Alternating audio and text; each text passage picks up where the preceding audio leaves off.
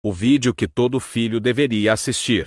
Nunca responda a sua mãe com ignorância e nem com grito. Ela te deu a vida e merece respeito.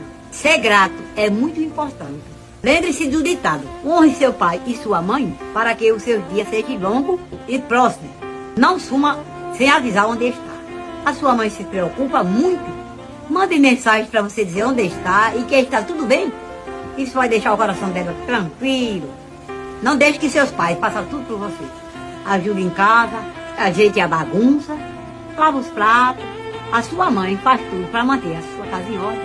E muitas vezes não tem tempo para ela mesma. Pare de esconder as coisas e de mentir para seus pais. Mesmo que você tenha de levar bronca, mas conte logo. Ele sempre quer o melhor para você. Compartilhe suas preocupações e problemas com eles. Juntos vocês podem superar qualquer dificuldade. Pense nisso